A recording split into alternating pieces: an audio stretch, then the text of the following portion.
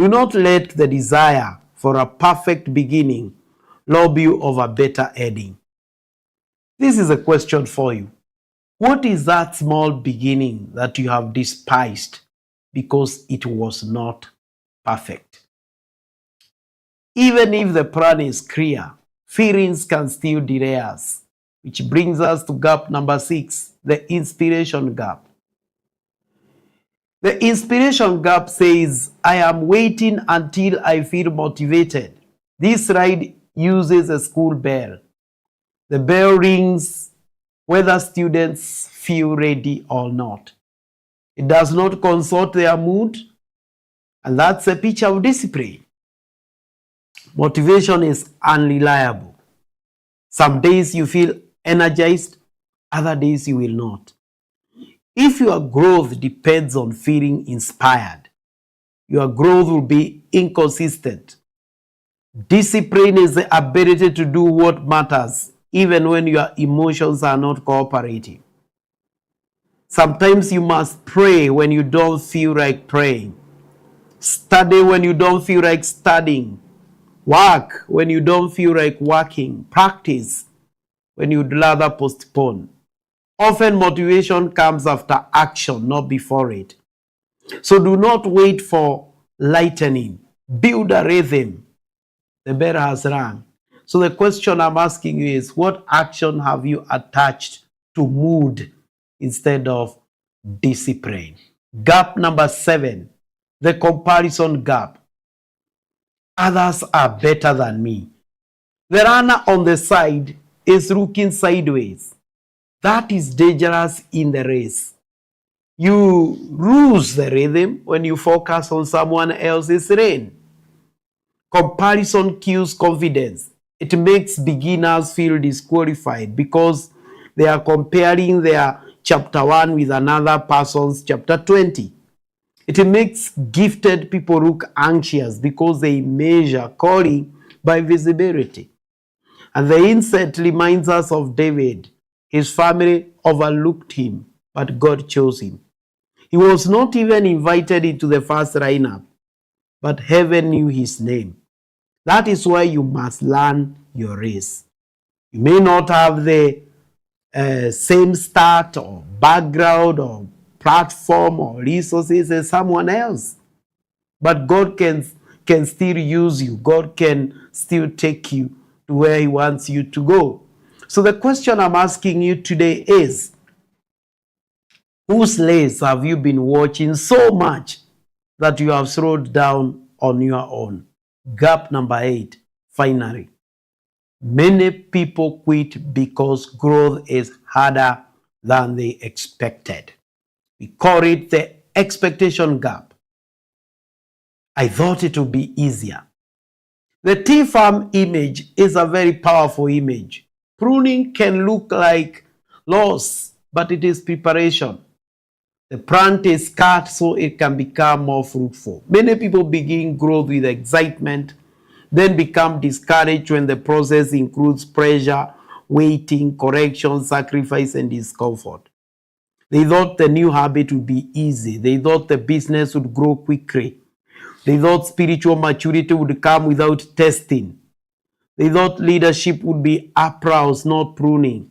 But growth takes time. A tree does not bear fruit overnight. Greatness requires preparation, patience, process, persistence, prayer, grace. So what do we say? Manage your expectations. Do not interpret difficulty as failure. Sometimes difficulty is a soil where endurance is forming. Pruning is not punishment. It is preparation for fruit. So where have you confused pruning with rejection? We now shift from diagnosing gaps to building an intentional plan. How do we grow intentionally? Now that we have named the gaps, we must build the bridge. Intentional growth begins with clarity. The Lord on the slide reminds us that growth is a journey. But the scripture reminds us to write the vision, and make it praying. A vague desire rarely becomes consistent action. If you say, I want to grow, that is to support it.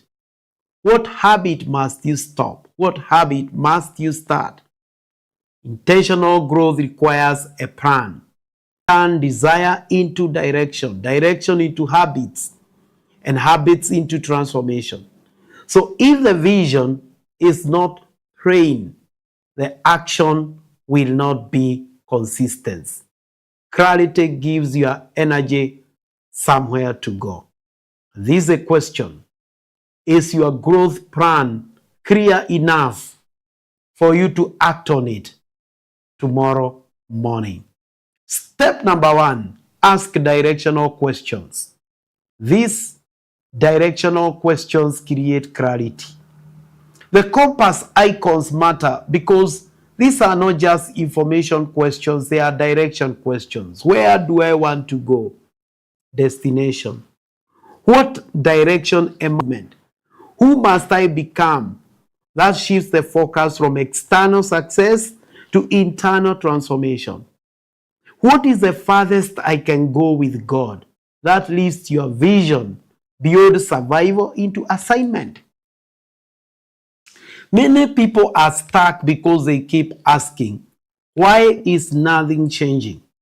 A better question is, what am I doing daily that keeps producing the same result? Directional questions turn vague frustration into practical next step. I want to ask you a question.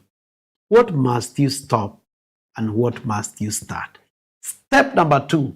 Once clarity, the Nairobi bus image gives us a very practical story.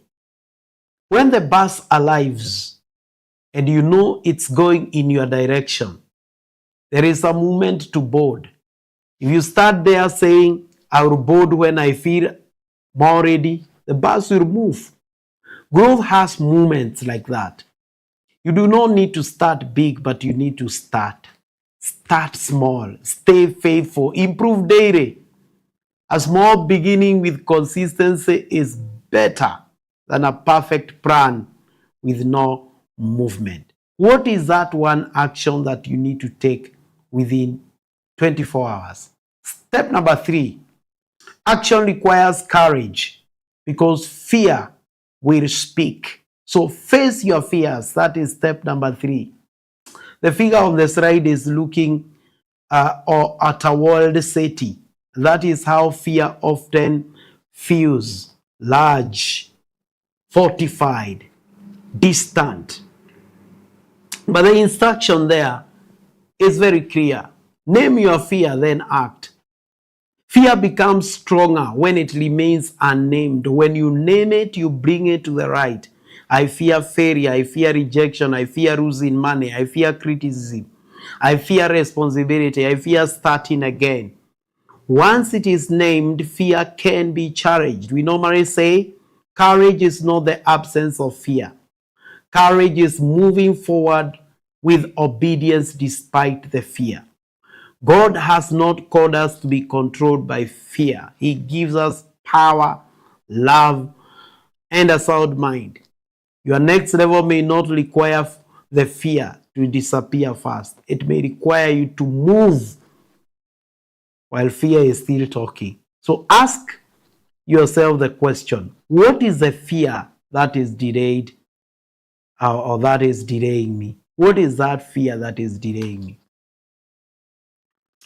The next slide names the most common fears that many people have. These are the common fears.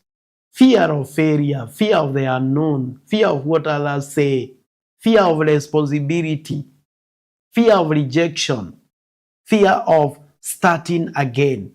Fear says, wait until you know everything. Faith says, take the next obedient step. Fear says, what if they reject you? Growth says, rejection is not the end of story. Fear says, what if you fail? But wisdom says, learn, collect, rise.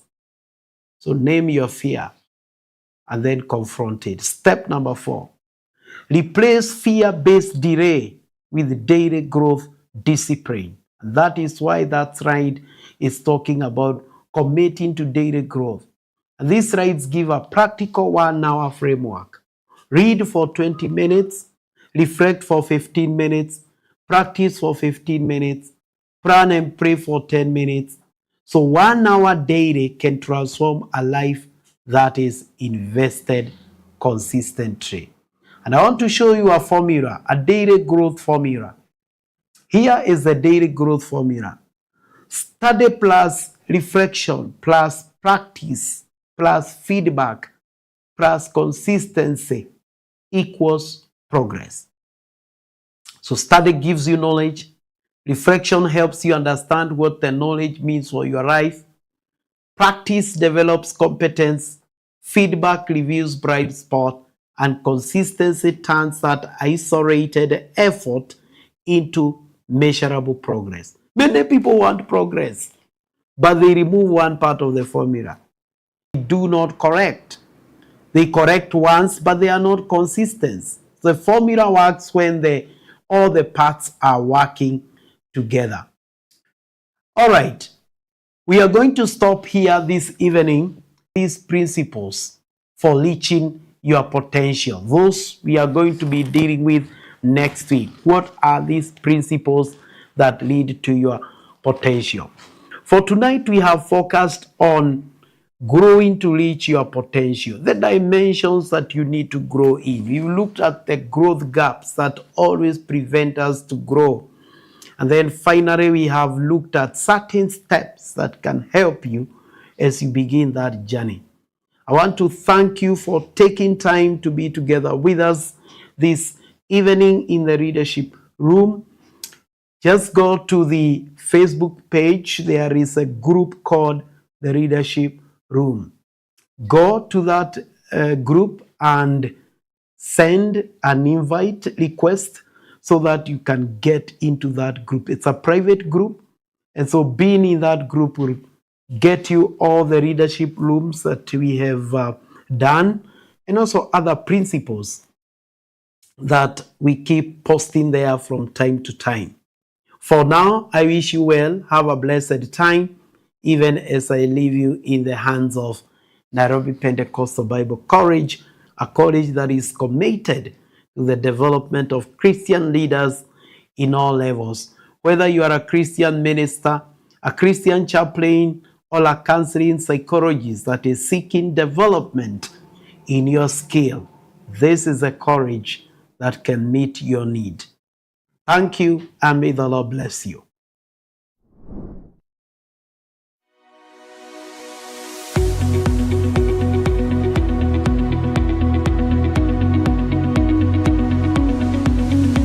I want to introduce you to a very important opportunity.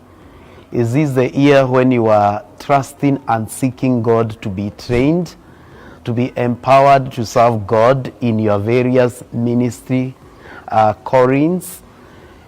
Nairobi Pentecostal Bible College has created programs that will enable you to become more effective in your ministry. This year, the Diploma in Christian Ministry and the Diploma in Bible and Theology